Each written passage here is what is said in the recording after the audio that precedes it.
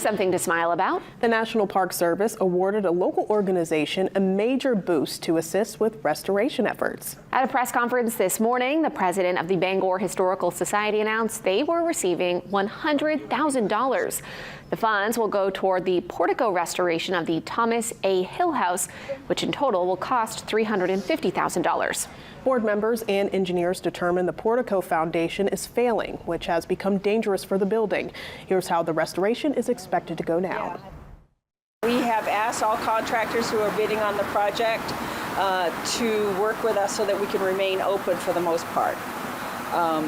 What they'll be doing is they'll be taking out the columns, supporting the roof, taking out the steps and all the plinths, and then every single granite slab. Each slab will be numbered and reinstalled after the excavation process is complete.